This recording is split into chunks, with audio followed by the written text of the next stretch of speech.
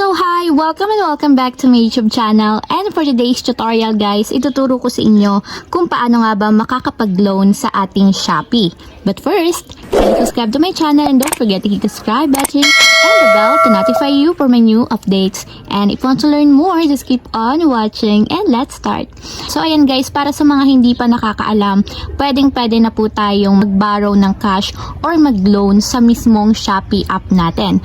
So kailangan lang is dapat updated yung application natin sa Shopee and dapat naka-activate yung ating Shopee Pay, and kailangan din legit shopper tayo ni Shopee para maka-avail tayo or maka-access tayo ng Shopee Loan or S-Loan. So yun yung tawag sa loan ng Shopee, Shopee Loan or in short, S-Loan. So ayan, i-open ko na ang ating Shopee application and ipapakita ko sa inyo kung paano nga ba mag-loan sa Shopee. Then after nyan, pagka-open ng ating Shopee application, pumunta lang tayo sa mismong timeline or profile ng ating Shopee. So itatap lang natin dito yung Me. Then dito sa mismong profile or timeline, updated ang inyong Shopee, ganito yung lalabas. At kailangan guys, ganito yung lalabas. So scroll down lang natin and pupunta tayo dito sa section ng financial services. And kung makikita nyo, lalabas na agad dito yung S-Loan or yung Shopee Loan. So nakalagay dito guys is pwede daw tayong manghiram ng get up to 50,000 pesos. So yun daw yung maximum na pwede nating mahiram kay Shopee, 50k. So para ma-activate natin guys is kailangan naka-turn on or naka-activate yung ating Shopee Pay dito sa Shopee. So kapag okay na at naka-activate yung ating Shopee Pay, pwede na tayong mag-proceed dito sa S-Loan. So itatap natin dito yung S-Loan. So kung hindi pa activated yung inyong Shopee Pay, meron akong tutorial guys na nakalink sa description box kung paano i-activate ang inyong Shopee Pay. So ayan, after yan guys, ganito yung lalabas. So i-explain ko lang sa inyo kung paano nga ba mag-work ang S-Loan. So kailangan daw is account is activated as fast as 1 minute, no documents and collateral required. So hindi daw kailangan dito ng mga kahit anong documents and collateral para ma-approve tayo dito sa loan. So napakabilis, fast as 1 minute. So sabi naman dito is disburse to Shopee Pay immediately and convert to cash easily. So, agad-agad daw mapupunta siya or matatransfer agad sa account natin sa Shopee Pay. So, dun sa Shopee Pay, pwede na nating i-cash out dun yung pera. So, repay in installments up to 12 months with interest rate as low as 1%. So, nakalagay dito is once na nag-avail daw tayo ng loan, pwede natin siyang i-installments up to 12 months sa napakababang interest na 1%. So, dito naman tayo sa where to use S-Loan. So, saan daw natin pwedeng gamitin ang Shopee Loan or S-Loan? So, pwede siya sa household utilities, everyday essentials, health and medical needs, or educational needs.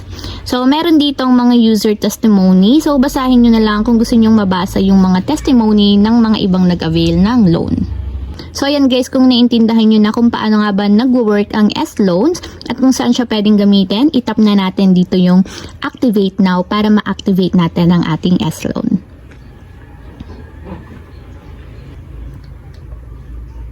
So ayan guys, may magsasend ng OTP code sa ating registered mobile number sa Shopee. So yun yung ilalagay natin dito sa mga blank spaces para ma-verify yung ating phone number. Then kapag okay na at nailagay nyo na yung OTP code dito sa blank spaces, itap na natin yung next.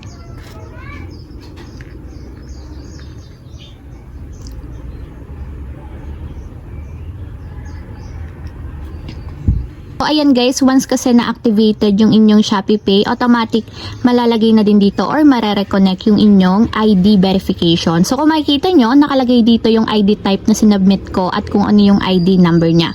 So para ma-confirm lang guys, itatap natin dito yung confirm. So ito din kasi yung ID na gagamitin natin dito sa S-Loan.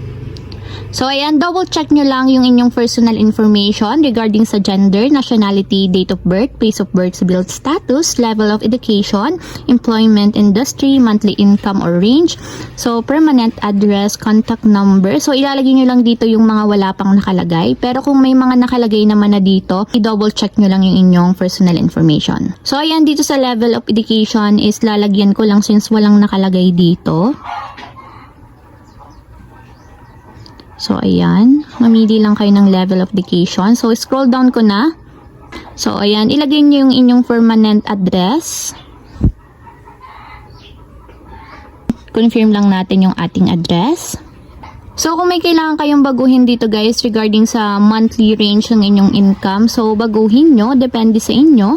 And dito sa emergency contact is lagyan nyo din name ng contact person, phone number ng contact person, and yung relationship ninyo dun sa emergency contact na ilalagay ninyo. So, scroll down lang natin. And then, after nyan, lagyan nyo lang ng check mark itong mga I agree to allow S-loan. And by activating S-loan, I agree to the terms and conditions. So, lagyan lang natin ng check mark para agree tayo sa kanilang terms and condition. So, once na double check nyo na yung inyong personal information, so, dito na tayo sa confirm. Ito-tap na natin dito yung confirm. So, may mag-pop up na option. So, tap ulit natin yung confirm since na-confirm and na-double check na natin yung ating personal information. So, meron din ditong facial verification to make sure na talagang tayo yung owner, yung nagbaborrow or naglo-loan kay Shopee. So, tap lang natin dito yung start facial verification. So, scan lang dito yung ating pinakang face.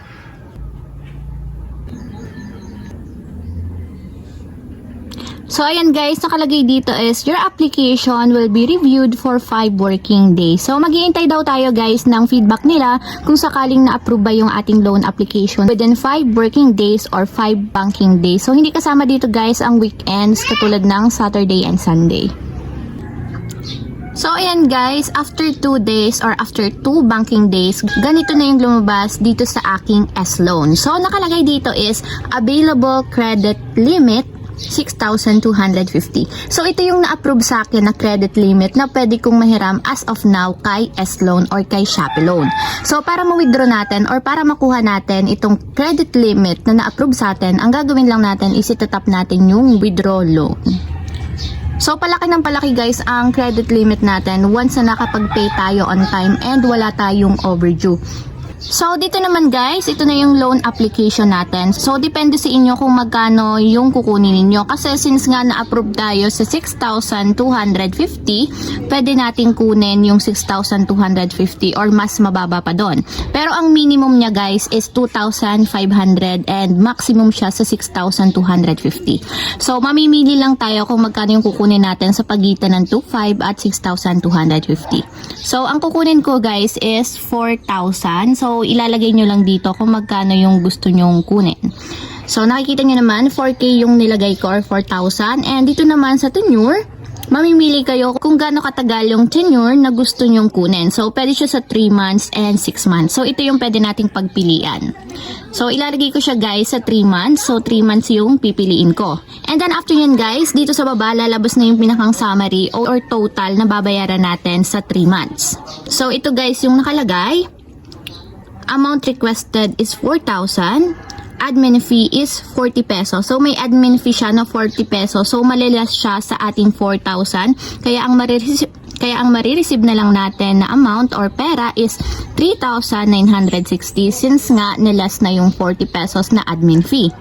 So, dito naman sa baba guys, is ito yung total na babayaran natin monthly na 1,539 and 34 centavos. So, monthly ito yung ating ipipay kay S-Loan.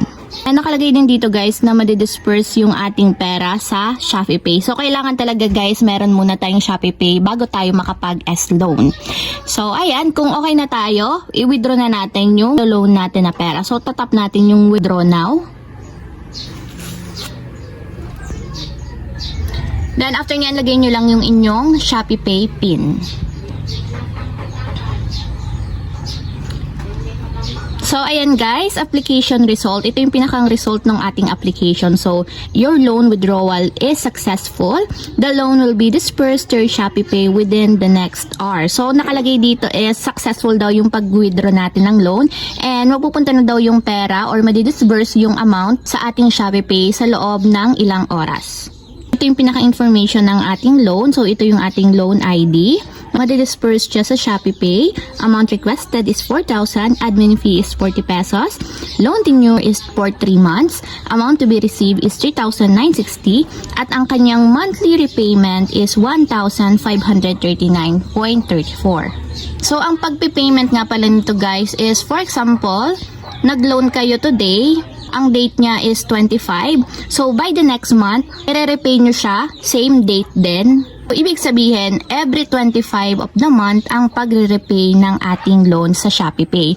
So, kung kailan kayo nag-loan, ganun nyo din dapat babayaran by the next month yung hiniram yung loan kay Shopee na 1,539.34 since yun yung monthly repayment natin.